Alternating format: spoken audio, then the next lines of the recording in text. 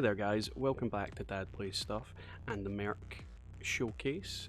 This is the final episode of at least the Bullet Works section, and we tackle 3 of the bigger names in Bullet Works today. So before we start, please leave a like, comment, subscribe, and again, spoiler warning. This one's a big one this time. So first off, we are going to discuss Crimson Lord. He's the maverick of the Outers, the man on top of the pile, taking down Immortals and Outers with ruthless precision. His ability is an overwhelming increase in his reflective abilities. As you can imagine, this makes him able to move at high speeds and control his arsenal with ease. And his arsenal being more focused towards speed and close range attacks, this ability makes him a dangerous foe. His blood red arsenal and plug suit earned him the codename Crimson Lord, and the arsenal's name is Scarlet Sword. That rhymes. Now, Crimson Lord is a character introduced in the same mission as Johnny, Falcon and Diablo. He's used as an example of just how powerful you can become rushing in and basically taking out 2 Gigant class Immortals with ease, along with Diablo of course. He's the second in command of Bullet Works, and as such, commands respect from all the members, excluding Diablo, who's like his young rival. At first he seems calm, composed and respectful, but it hides a dark side to Crimson Lord. Basically from the back and forth between him and the Outers, he's clearly aware that his crown of being the top of the Outers is a fleeting thing. He comments that youth will always take over eventually, and it's just a matter of time before someone takes his place at the top. At the start of the game, comments like this don't have much weight. But as we approach the finale, we find out how he truly feels about this fact. He's saved by the will of the Dominator during a mission that in all rights he should have died in. Basically it was a big explosion. And when grief gives him the offer of greater power, he not only jumps at the chance, but he betrays all of his comrades in arms, attempting to kill Diablo in the process. From this point on, his true nature is clear. He's a man out of his prime, he's slowing down, and he no doubt sees the youth of today's Outers, Diablo, and yourself included, about to take over his place, and he'll do anything to stop that from happening. He'll do anything to win. His fear of growing old has made him a monster in the end. More? I can become even stronger? Now Diablo is the rising star of Bullet Works, gunning for Crimson Lord's top spot of the top pilot. His outer ability allows him to process all of his senses at great speed. This as a result increases the speed at which he can react and move his arsenal, making him a great successor to Crimson Lord, whose ability only increases the reactivity. This also means that he is able to understand sight, smell, taste, touch at lightning speeds. This gives him a bunch of different utility outside of his arsenal and in, but yeah, it's a better version of Crimson Lord's. Now, Diablo's arsenal is an all-rounder, capable of fighting at a distance confidently, as well as take people up close. Its name is Shadow Fang.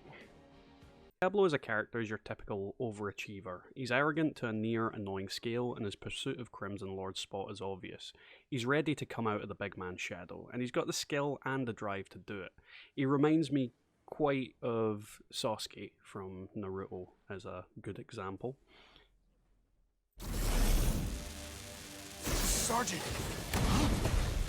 Drake is one of Bullet Works' senior officers, acting like a drill sergeant to the younger members of the team and mentoring them to reach their potential.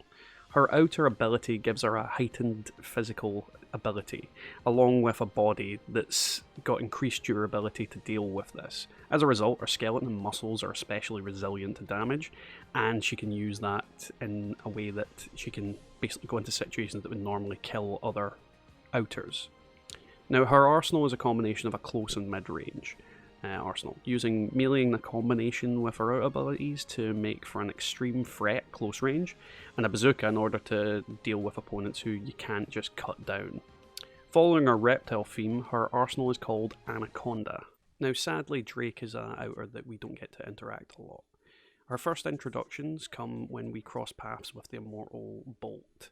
The mission is one to protect the would-be carrier ship that turns out to be the immortal, and throughout the briefing and the start of the mission, she repeatedly voices her concern about how the mission feels fishy, how something doesn't quite feel right. She's concerned with all of the group's safety and uses her gut and experience to make sure that we're prepared going into it. When we look at Drake's interactions between her and the rest of Bullet Works, she takes the role as a mentor. She cares deeply about her team and wants to prepare them for the dangers of the Oval Link. This comes across at first as just her job, but clearly she's the big sister or mother of the group.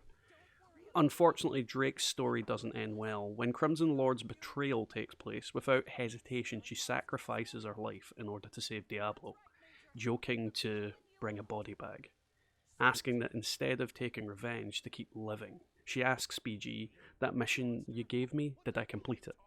And with her last breath, that she can finally go home and see her family again. In my playthrough of the game, the lack of interaction with Drake made this moment feel like I was a stranger at her funeral, but in the process of making this video and analysing her words, I think I know what she meant in her final moments. Her family, and this is speculation, but I suspect her children and husband died in the Oval Link, either due to the moonfall, femto poisoning, or the Immortals. And as a result, BG gave a young, reckless Drake, likely filled with anger, a purpose, to ensure what happened to her family didn't happen to the younger generation. He gave her back her role as a mother of Bullet Works, and she died protecting one of her children. The one thing she wasn't able to do in the past. Granted, as I said, that's speculation, so if anyone has another theory, please feel free to share below. Damn right. Now I can finally go home and see my family again. Catch you kids later.